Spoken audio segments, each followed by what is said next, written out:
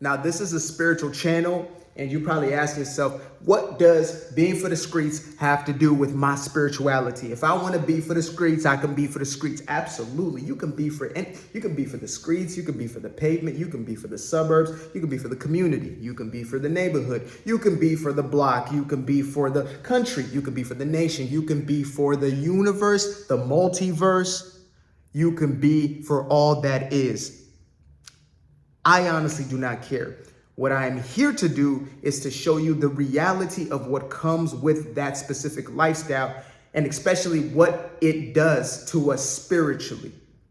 Now, I'm not here to preach to you. I'm not a deacon on a soapbox. I'm not a spiritual guru. I am an individual who has understood what it is to suppress my spirit, to live an inauthentic life that has basically been portrayed to me by the world outside of me, and I've suffered because of it.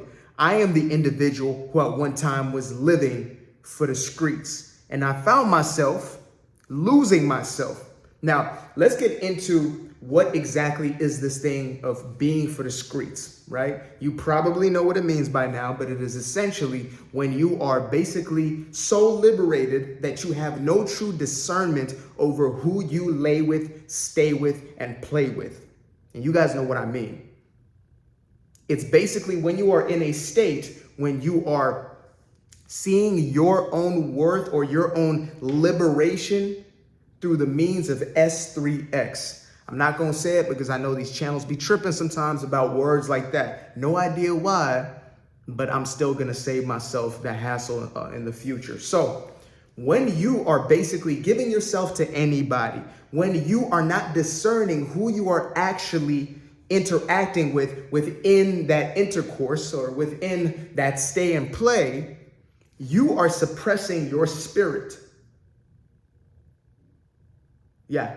Now, I know you've heard of soul ties, right?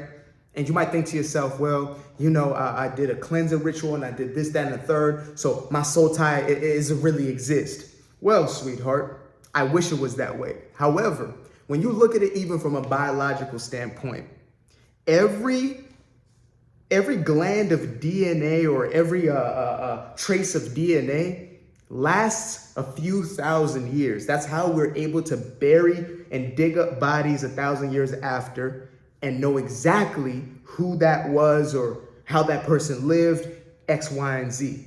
DNA can live for thousands of years. So they actually say that every person you've kissed, you still have a trace of their DNA in your system. Now, you guys probably know where I'm going with this one.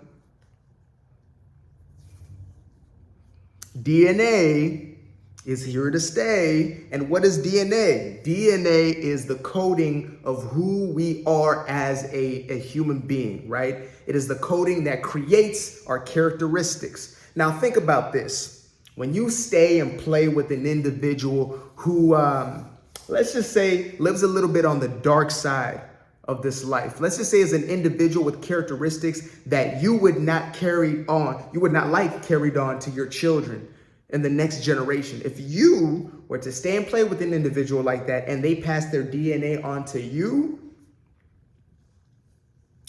what do you think is going to happen to the way that you operate? What do you think is going to happen to the way that you think, the way that you feel, the way that you process life? You think it's going to have no effect? I mean, they say that when you are in interaction with any other type of DNA, it has an impact on the way you actually operate in life. So again, I just got to throw these things out there. And I know this subject matter is so tense and a lot of people get extremely offended about it. But I'm not here to shame. I'm not here to blame. I'm not here to persecute. I'm just here to tell the God honest truth. Is that soul ties are a thing for a reason. There is a spiritual connection. There's a biological connection to every single person that you choose to stay and play with. That is the reality of the situation. Now, if you found yourself already in a state where you've given yourself to half the world, you have given yourself to the multiverse, you know what I'm talking about. You know that you lay up at night thinking of all the things that you regret, or maybe you find a way to suppress it. Maybe the phone is doing it for you. Maybe you are drinking every night. Maybe you're smoking it away. It might be a different way. Maybe you're shopping it away. Maybe Amazon is the way that you get to forget about the shame that you feel. But you know that when you are by yourself, when you are not stimulated by anything else, you have to come to terms with yourself. And for those who are going to be truly, truly honest with themselves, you know what I'm talking about. You know that feeling when you regret the decisions you made and you don't understand why you can't stop. You don't understand why you can't have enough respect for yourself to value yourself enough not to just give yourself away to anybody.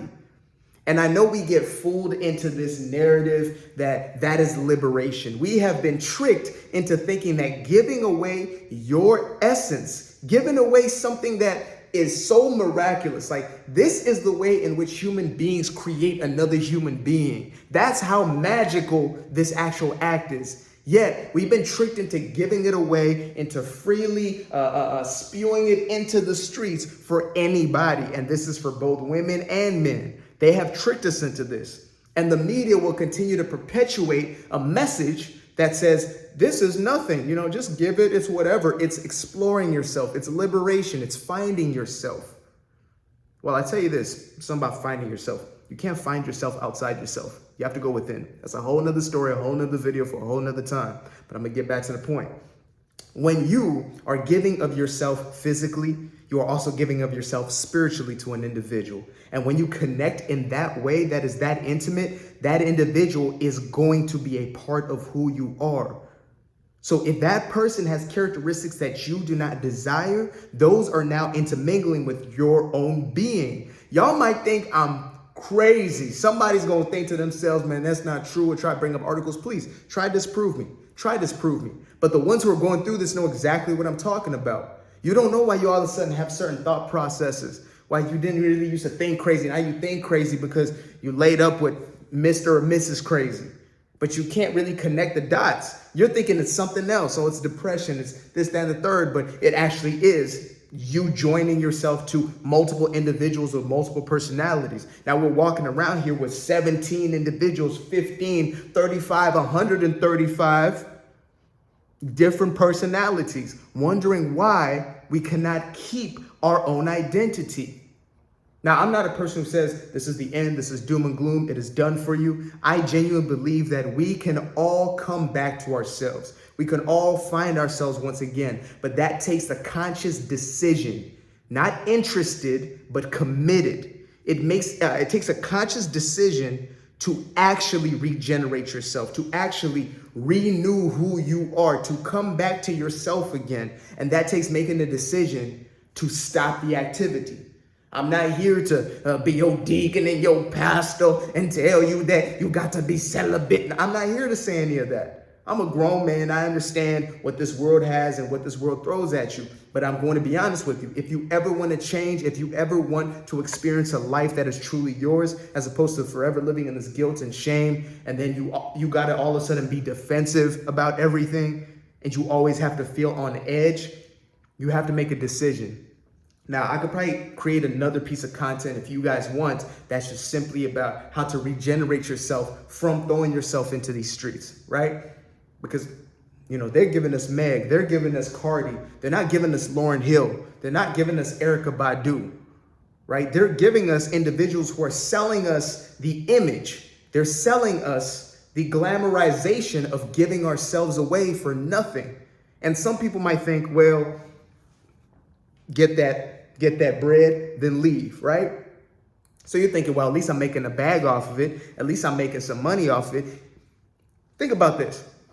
Your soul or that bag that you're just going to spend and it's gone? A few $1,000s, a few $100,000, maybe a few $1 million, right? Or your soul. When you don't even have to make that trade. You already are abundance. You can literally create abundance in any way you want, but you're going to give away the most precious aspect of yourself. You're going to give away the thing that God gave you in order to create another version of yourself. You're going to give that away for paper? That's what I'm saying. We've been tricked. We have been fooled. We've been bamboozled. We've been hoodwinked about this entire situation. So the repercussions of being for the street. Again, I already covered some of these things. I already covered the spiritual aspect and the physical ramifications, but I want to talk about this idea, and shout out to Nino Brown. He's the first person who I ever heard talk about this idea. It is of the STD, the spiritually transmitted disease, right? Now, I talked about the spiritual ramifications, the soul tie, and essentially the spiritual transmitted disease is a deeper look into that. It is a fact that when you are connecting yourself intimately with somebody, you are also more likely to continue to focus your attention on that individual. And this is how we're wired as human beings, specifically the feminine energy. It is wired towards focusing upon one because you have a desire to build a family. And as a man, we have a desire to build a nucleus, or we have a desire to build around that family, to protect that family spiritually, emotionally, mentally, physically. We are to protect. That is our instinct. But we are working against our instinct. And instead, we are going into the space of basically giving each other spiritually transmitted diseases. This is when you start to experience a detachment from your own soul. This is when you start to experience a detachment from your own truth. You may think that you are profiting because you feel good in that moment. You may think that the pleasure of that one act is worth it, or those multiple acts with multiple people is a sign of liberation. But when you look at a deeper level, when you are able to look at your spiritual self, when you dive into that space, you start to recognize something. And that's not just the fact that I'm sweating like a Nebraska hound dog or something over here. When you're in that space, or when you are in an honest space, you start to realize that you truly are disconnected.